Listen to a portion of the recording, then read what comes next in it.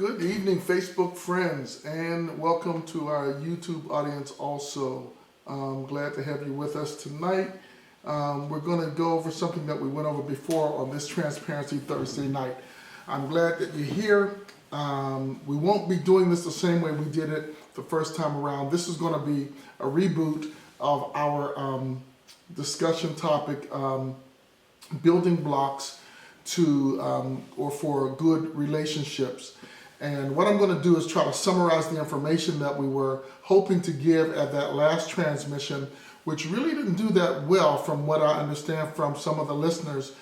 Sometimes the mics weren't working well, the phones weren't working well, so there was a whole lot of things that were not going well. So I'm asking that you be patient as this pastor, non-technical geek wannabe will improve his skills in using the technology so that we can get across to each other some truths and help each other as we grow and learn on our journey in Christ.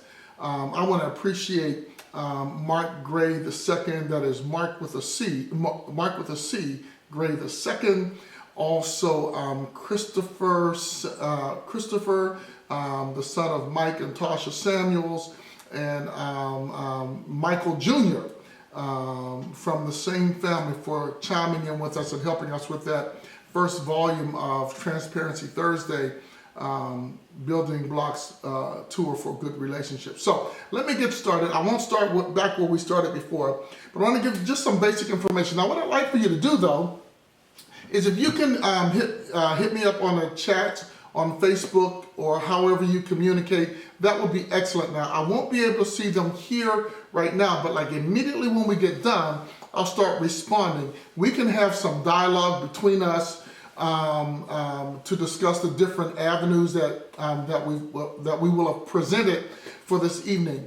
I don't want you to be nice, I want you to be honest. Don't want you to be rude, but want you to communicate well, not from an emotion of anger or frustration, but from, just like you're really trying to get somebody to understand your position on something. You just want somebody to listen. And I'll be honest with you, I am ready to listen to whatever we are able to bring up tonight and get resolved as we share our journey in Christ, because we are together. We are one body in Christ. There is no generation gap in Christ. I believe that that's a lie from the devil of hell. I don't even believe that there's a real generation gap even in our community, because I think it was sown into us by somebody else who was experiencing difficulty with their folks. But our people came to this country and maintained for a long time, living together 2, 3, 4 generations deep. And we've always had to deal with sometimes great-grandparents, grandparents, mom and dad, and then our own generation. We know how to communicate with each other. We've gotten a little bit impatient, I think, all of us, as the generations have gone by, the years have gone by. What I'm holding is that we need to grab a hold of what we used to be like. We did talk, we did communicate with each other. So let's start something good tonight. Every once in a while, I'll take these little support pieces off and I'll put them back on when I can't see anymore. So don't let that bother you too much. It's just a bad habit. Maybe, and I haven't spoken to anybody about this, maybe even a tick. So we started our Transparency Thursday off 2 weeks ago, and we were talking about building blocks for good relationships, and we were going to focus on I think it was 3 areas. I'm sorry, we're going to focus on one area out of 2, which was friendships, just basic friendships, and also later on, not in this discussion, but later on, we'll talk about building good relationships. Okay, well, let me start off by saying this. A friend is a person that you know and that you have a bond with. Some kind of affection, you share love between each other, at least in a very filial or familial way. Friendships are typically exclusive. They don't include any kind of sexual or romantic relationships or playing around, stuff like that. You're just basically friends. That's basically what a friend is. The formal definition is that a friend is a person whom one knows and with whom one has a bond of mutual affection, typically exclusive of sexual or family relations. That's all I was trying to say in the first part. Now, the very point that I'm making at this point is a great place to start, because we've gotten to a place in our society now we call everybody friend. Hey friend, what's up? Hey friend, what's up? Now it's a little bit different than what we used to do in the community when I used to come up. We go, what's up, bro? Stuff like that. And we were in reference to our commonality of race and culture. And there was something about that bond that kind of kept us or made us want to be together. So that's even at a different level. But a friend is somebody that you have some affection for, and it's not something that you're looking to be romantic about. So let's use that as a starting point. All right.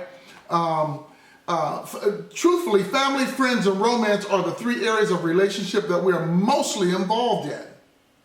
And listen, to have good relations or relationships in any of those areas, it's important that we learn how to, and I hear parents saying this today, I like the way they said, they say to kids who are going, they say, use your words. And I think we've forgotten how to use words. Not just that we use words, but we've forgotten how to use words. And talking, listen, man, talking is important to each one of these relationships. Whether we're talking about being involved in family, whether we're talking about being basic friends, or whether we're talking about being together romantically. It's important that we learn how to talk to each other. Before I go real far, I want to share this principle because I shared it in the first week. I want to make sure that I get this in because this is the basis of what we do. I was sharing 3 of my favorite Bible verses that clarify what to expect from friends. Here they are. Exodus 33:11. I'm reading these from the King James text because I just happen to like the flow and the language that's used here at this point. Exodus 33 verse 11 says, "Thus the Lord used to speak to Moses face to face, as a man speaks to his friend." I thought that phrase, how the writer describes God speaking with Moses face to face, really speaks some special stuff to me. To me, it speaks of a level of intimacy and a level of honesty. And I think it's important to have both of those in any friendship relationship, both intimacy and honesty. You can't really go very far if you can't be honest with anybody, and so I want to recommend that as we develop and think about developing, and I'm not talking about just with your age group. This is true anywhere, and I think the other thing that we need to be about doing, no matter what age we are, we kind of need to help each other learn that it's okay to be honest. I'm not talking about crude. Crude or cruel is not necessarily honesty. Honesty can be contained in crude or cruel remarks, but crude and cruel are not necessarily honesty themselves. We need to know how to get each other to the place where we feel safe. I heard somebody said that last time we were together, where we feel free and where we feel safe to be intimate and honest with our thoughts. And so that first verse, Exodus 33:11, the Lord used to speak to Moses face to face, as a man speaks to his friends. That's rich. That actually is, and I don't want to get into a biblical teaching thing, but that is actually the meaning, a great deal of the meaning when the Bible talks to us about prayer. Prayer is a face-to-face encounter with God, and if we're going to build friendships, we're going to have to learn how it is to be face-to-face with one another. So anyway, Exodus 33:11 was one of my favorite ones that I gave you before. And Proverbs 17:17, it says, "A friend loves at all times." Let's see, and I'm not sure why this is, why my eyes are so far away from you or turned down on you, but let me see if I can adjust that. Okay, here we go. "A friend loves at all times, but a brother is born for adversity." Okay, and the first part of that proverb is the one that I want to highlight. A friend loves at all times. I came up in a large family. There were 7 boys and 6 girls. I know what it feels like to come up battling each other, contending with each other, confronting each other about every little thing. And I know the difference because of the way I came up with my brothers. And I love them all even till today, and all of my sisters as well. But we contended with each other. And sometimes we contend with each other and sometimes there just was no immediate reconciliation. Okay? But a friend is somebody who loves you all the time. Friends are people. You can transgress against a friend, and if that person's a real friend, if you have a real connection, you can find your way back to each other, because friends are people who need each other. They build each other. They thrive off of each other. Now, that is not to say that a friend won't make a mistake. Friends can make mistakes. Or the way we said today, friends can just downright screw up. But the reality is, if you're open and honest about you and them, you know that any one of us at any time is subject to mess up somewhere along the line. We may keep something from a friend. It may be a once in a lifetime thing, but we've had to make a judgment call all of a sudden, and we just determined that it was best for us not to tell our friend, and then they find out something, and they find out that we knew and we didn't tell them, and a whole big shindig breaks out. Sometimes friends can mess up. That's all we're saying. But a friend loves at all times. Brothers will fight you and find reasons to fight. We will. I was kind of on the bad end of some of the fights, but brothers are just going to combat. Friends don't live to combat. Friends live in harmony with you to find a reason to coexist, to find a reason to be in harmony. That's what a friend does. A friend is not a person who just cozies up for a short time until they get what they want. No, a friend tries to find a way to let you know we are connected and we will never be disconnected. Well, anyway, Proverbs says a friend loves at all times. And what that speaks to me, the reason why it speaks so strongly to me is because it seems to be indicating that a friend is patient and durable. That is, they're going to stay there. They're going to try over and over again. And the moment, if the friendship happens to have a breach or a break, a friend will suffer emotionally because of that. And so let me encourage at this point, for some of you who have messed up, or you've had friends to mess up some part in your life, don't hold them hostage. If it was a good friend at any time, that person can probably still be a good friend now. Now, there are some exceptions, but it's true that a real friend is durable, and they want to hang with you. They want to be with you. They're not bound by biology. They're bound by their affection for you. A good friend is. So Proverbs 17:17 speaks to me of a friend being patient and durable. And then the final one that I shared a couple of weeks ago was John 15, verse number 13, where Jesus is speaking, and he said, "Greater love hath no man than this, than a man lay down his life for his friend." Now, in the modern versions, it would read, "Greater love no one has than this, that a person lays down his life for his friend." What this speaks about is commitment and attachment. In opposition to patience and durability. This speaks of commitment and attachment. A friend does not easily break friendship. We understand when we're friends what it means to have you in our lives. We understand that. And we don't want to do things to share any level of uncommitment. No level of detachment does a friend want from another friend. Friends are committed and they are attached. Now, this is not a sermon. I want to throw some points out though at you so that you can hit me up on those chat rooms if you're there, and tell me what you're thinking with regard to some of this. All right, a couple of things. I was talking about talking before.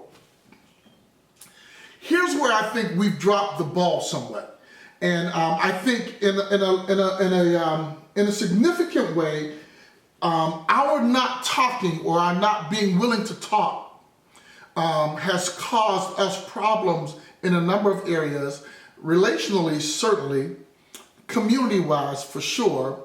Politically, we have been definitely damaged because we wouldn't enter into the sphere of talking. And religiously, as far as African American Christians are concerned, our not talking about the things that are significant and important to us and sharing them, it's helped us, the accumulation of all that kind of helped to create some of the environment where we are. So I want to talk about a little bit concerning the importance of talking.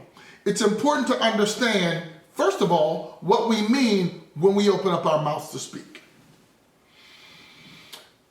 I think probably some of you have done like me, and I've had to shut myself down. You get out in the middle of something and you say, and somebody says, well, what do you mean? And you try to explain it and you go, oh, I don't know, just forget it. Chances are you should have never said it. Because a person who is talking ought to understand what they mean when they speak. If you don't, it's the beginning of confusion.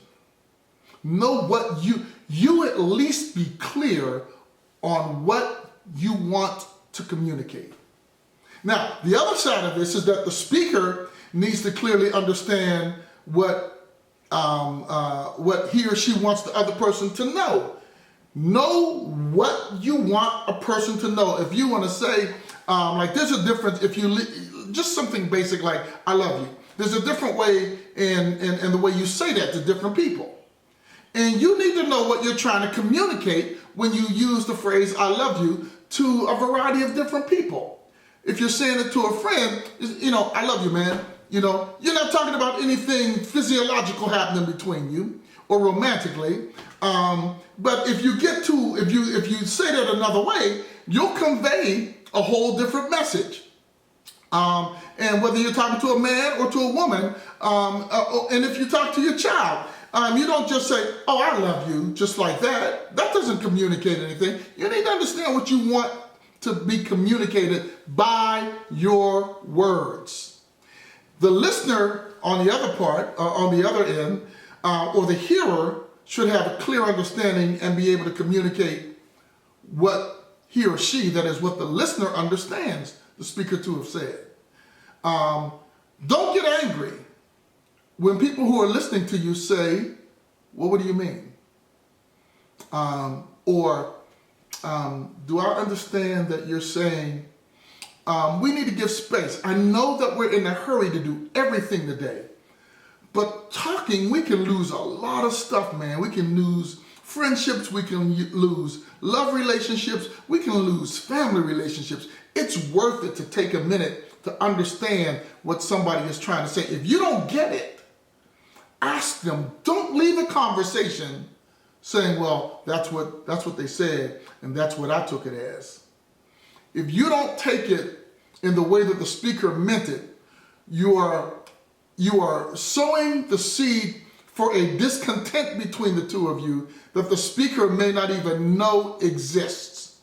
You're sowing a seed of your understanding, not of what the speaker said. And so I want to say to you, the listener needs to understand or have a clear understanding and be able to communicate back to the speaker what the listener understands the speaker to have said. So talking is important. And I know some folks say you talk too much. Well, when it comes to relationships, when it comes to understanding, let me put it that way. When it comes to understanding, you cannot talk too much. You talk until you understand. Well, let me say it this way. When there's a difference between what was said by the speaker and what was understood by the hearer, both the speaker and the hearer have to continue to talk to each other to come to a right understanding of what was meant. when the speaker first said what they said. We've got to be patient enough to do that. We've got to lose our sense of anxiety that we just got to get to the next thing. You know, maybe one of the more damaging statements that we have started saying to each other is, "I ain't got time to hear that." You should. You should take the time to hear what somebody says. Listen, if it's your husband or your wife, your boyfriend or your girlfriend, if it's your close friend, if it's your childhood friend, it's worth it to take the time to understand what they have said to you before you take your understanding, or maybe even better said, your misunderstanding, and allow it to be buried into your heart. That will be the seed for division. That'll be the seed for confusion. Well, another area I think that we need to deal with, some anyway, we kind of need to understand something about what we're talking about. This is unstable water where I'm going.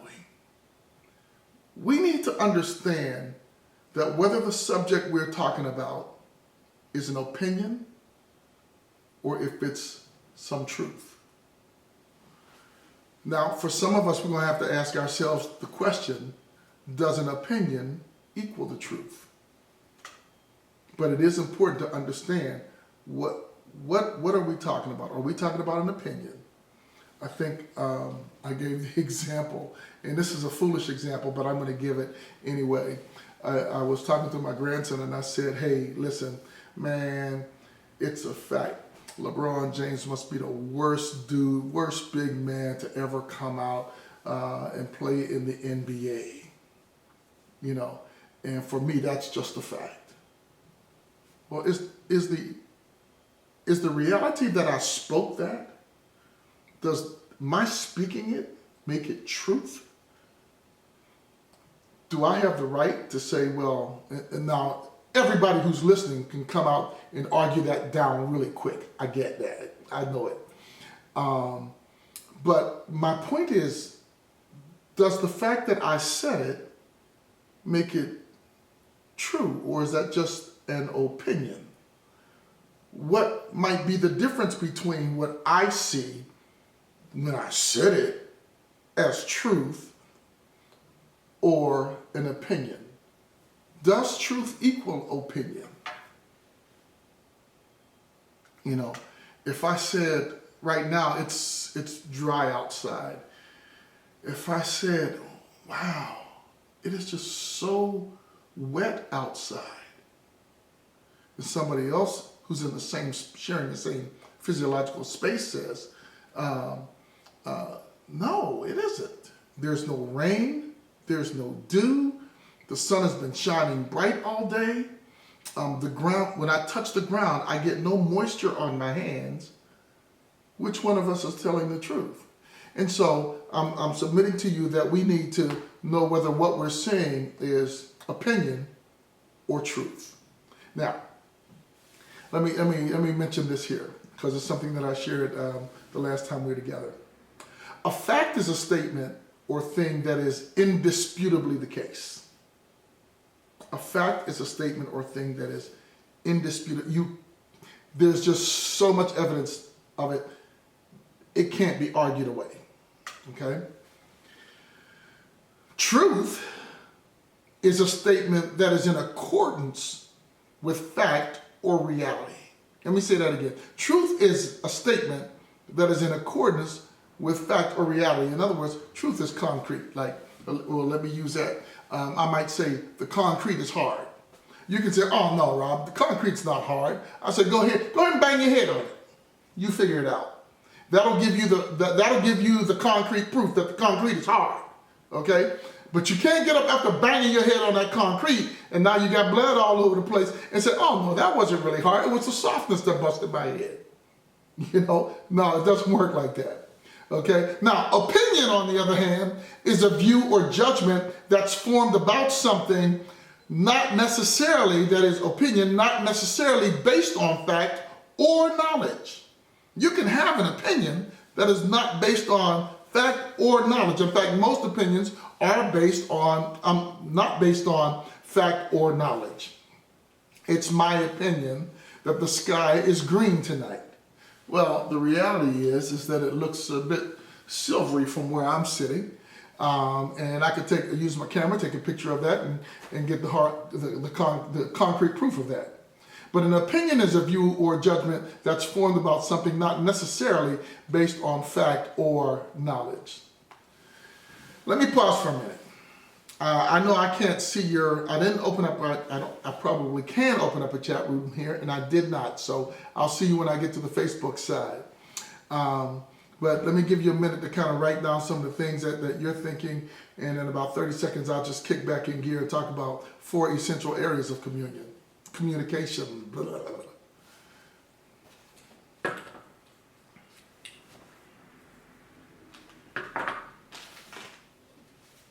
Okay, my 30 seconds are up. All right. Listening is the key to understanding any person. Talking is critical in helping other people to understand you. Let me say that again. Listening is the key to understanding any person. Talking is critical in helping other people understand you. Well, there is another kind of communication. It's called body language. And I think that we should be aware of and appreciate sometimes the physical discomfort, or in other times the delight that's caused by verbal communication. No matter what we say, because we all come from different family environments, some bodily movements or facial expressions and our sounds indicate that we accept or reject, like or dislike, respect or disrespect a thing that was said. Our bodies indicate that. Each person who's in a conversation should be self-aware and know your own tics. I am told, I've never seen it, but I'm told that I occasionally do an eye roll. I don't even know what that looks like on me, all right? But I'm told that's what happens. So because so many people have said that, now I have a consciousness of it. I got to be careful that when somebody's talking and like I'm saying, okay, I'm not with this, and I may go, however that goes. I'll figure that out after a while. But anyway, we've got to be aware of our own tics. Body language is speaking or sending a message through movement of some kind. And you got to be aware that sometimes, man, you talk, somebody's talking and you twisting and turning, you twisting your mouth, and your head is up in the air. You know, it indicates to the individual, and this is all culturally based, it indicates to a person, depending on which cultural setting they come from, that maybe you have no interest in what they're saying. You know, and now I'm going to get all up in the air. I'm going to say, oh, you want me to hear everything that you got to say, but you ain't got time to hear what I'm saying, You know, so we need to be aware of our own body language. So there are some areas of there are some unspoken principles, I should say, of communication. Okay, and body language is kind of throws a bunch of stuff out. Let me say this. There's some stuff that we kind of mess up after a while. I said to a group of my friends not long ago, we talked about a whole bunch of stuff, whether it's family or race relationships, or the relationship of the church to the community, whatever it is. Invariably, these two words come up. People have to learn how to be tolerant, or they'll say people have to learn to accept one another. I want to take a minute and just kind of break down, because there's a difference between the two of these. And even in the most recent edition of the dictionaries, Oxford and Merriam-Webster, they have fallen into the trap. But tolerance primarily is enduring an unacceptable word or behavior in or from each other while you're in the process of building the relationship. Tolerance is facilitated by love, by patience, by understanding and self-control, because tolerance always says, it's not always going to be like this.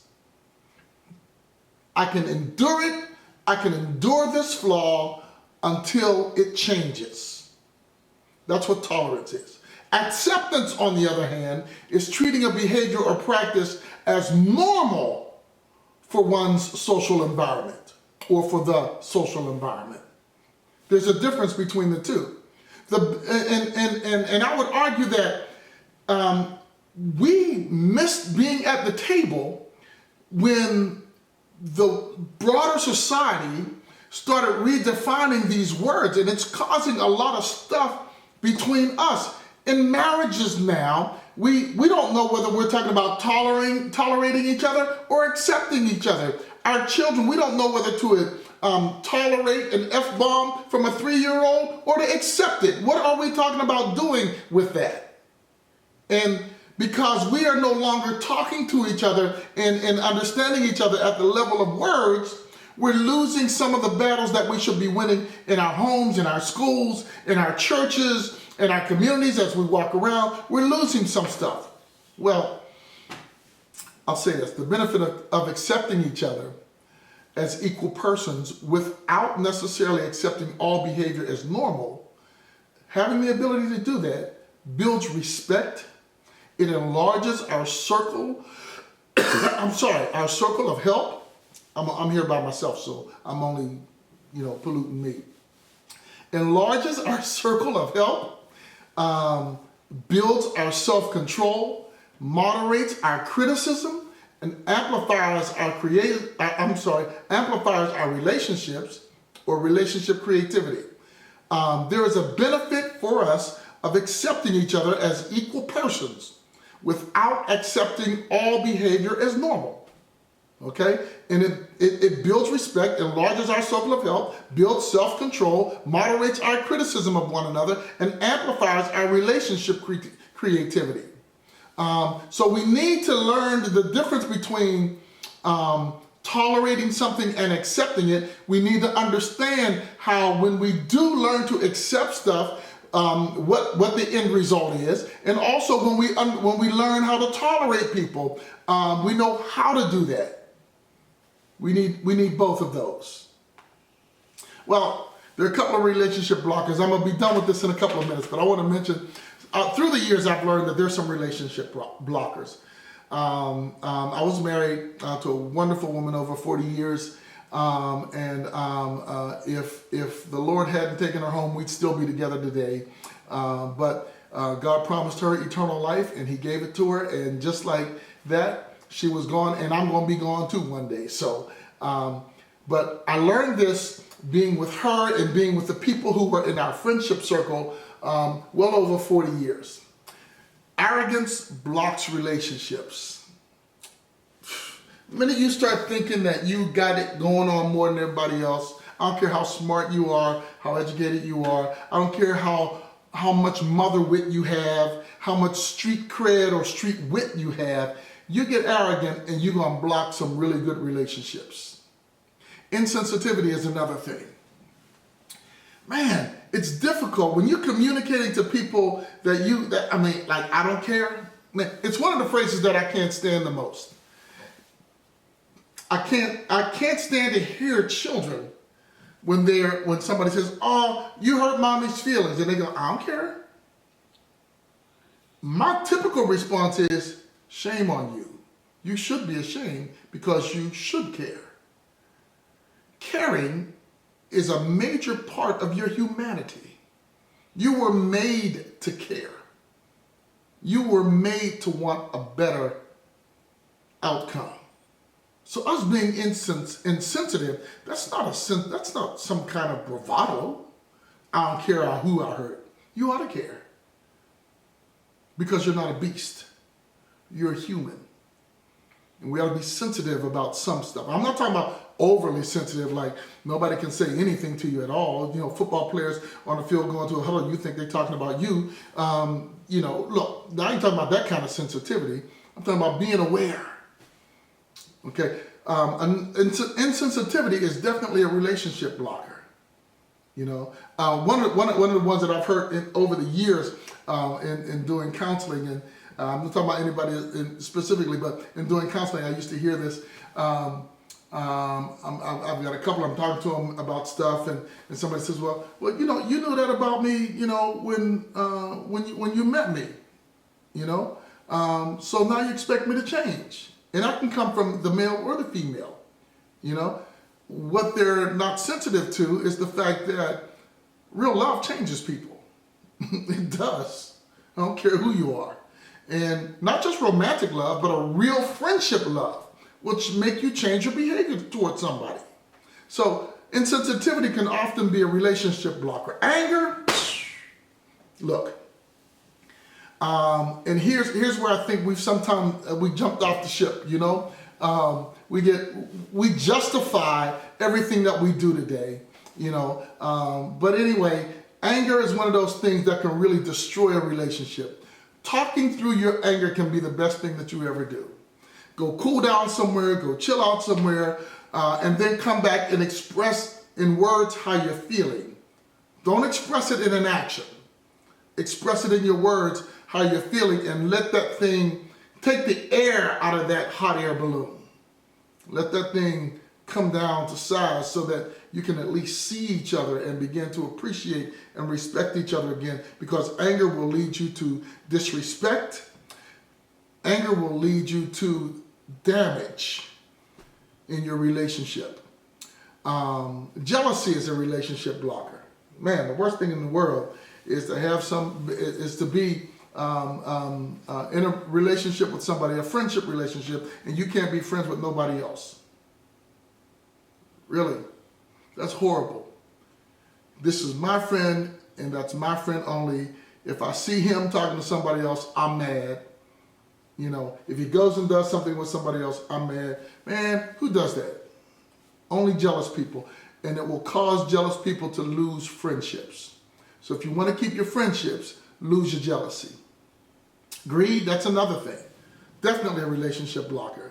Because there are some friends who are givers and others who are takers. And when the taking part of the friendship overwhelms or becomes apparent to the one who's always giving, that greedy person will get mad and walk out likely if they can't get what they want.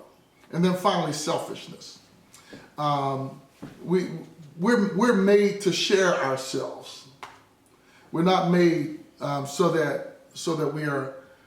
It's all about me. If you're going to be my friend, you got to understand my way. This is my way. Really? This is my way. This is just the way I do it. No, that's not real friendship. So let me start closing out by giving just these few principles, about 5 of them, principles of communication. Number 1, talking or body language, whatever, you need to exercise love. And here's what I mean by that, because we're not talking about some mushy emotion. We're talking about, in your talking, you want the person that you're talking to be blessed and get the best possible resource from what you're saying. You talk like you mean somebody good, not like you want to destroy them. First principle of communication: love people. Care what you say and how you say it. Second principle: tolerance. Look, we all have tics, we all have faults. We need to learn how to have hope for each other. And here's one of the things that's a good segue. This is where the gospel message comes in. It is the message that gives us the hope that whatever we are now, we don't have to be stuck there if it's not where we're supposed to be. So we learn to tolerate each other until we get better. And each of us has a better to get. None of us have it all together. But we're learning in this journey. Third principle of communication is acceptance. Accept where a person is. You can accept it. You can accept where a person is. And you learn how to accept conversation, communication from another person, just like you want them to accept conversation, and communication from you. The fourth thing that I'll mention is there's definitely a need for patience. For patience. We do live in a world that's like really hurried. We don't want to take time and let things develop. We want it now. Everything doesn't happen in an instant. The only one that can push that kind of button is God himself. But as far as human beings are concerned, we need to exercise patience with each other. If a person has a fault, be patient. Allow them the time to grow and develop, just as you ask God for the time to develop yourself. I think I'll do two more. Respect. You've got to show that you at least honor my presence and that you respect the fact that I am there. Don't talk to me like I'm a dog. Don't disrespect me. Don't act like I don't matter, in other words. Treat me as though I do matter. And finally, this one I didn't plan to do, but don't forget to be forgiving. Everybody makes mistakes. Sometimes they're pretty big mistakes, but big is relative. Everybody makes mistakes. And so be willing to forgive. And from a biblical perspective, if I were going back to the original languages of the Bible for an explanation, I would say to you that idea of forgiving is hiding someone's fault from yourself every time it comes up until the time where it doesn't come up anymore in your mind. So you don't have to plan to forget. You simply keep forgiving. That means keep moving the thing that your friend has done out of your way. When that friend says, forgive me, he or she is literally saying, will you please not have that in front of you anymore? I apologize. I repent. I'm sorry. I would not do that again if I had the opportunity. If that person asks for your forgiveness, they are asking for you to move that thing away from your consciousness. Now, because you do it once doesn't mean it's completely gone. So the next time it comes up, you've got to move it again. And you've got to fight with yourself now to keep moving it every time it comes up. But that's what we're asking God to do when we say, Lord, forgive me. So be willing to give forgiveness to others. At the bottom line, one of his plays, William Shakespeare wrote a statement. He said, to be or not to be, that is the question, right? I think it was in Othello, I'm not sure. But I have a different phrase. To change or not to change. That's the real question of relationship. Everybody who's in a good, loving relationship changes and accommodates a friend in some way. And so, I hope that you've burned up my Facebook thing so that you can tell me what you're thinking. And let's get on the road to building some solid relationships. Look, the world is cruel. But it gets more cruel when people like you and me lose our humanity because we want to be right, because we want to be seen, because we want to be the man or the woman. Let's learn how to talk to each other. Let's learn how to communicate with each other and build some good friendships. God bless. Thanks so much for coming. Thanks so much for taking the time to listen.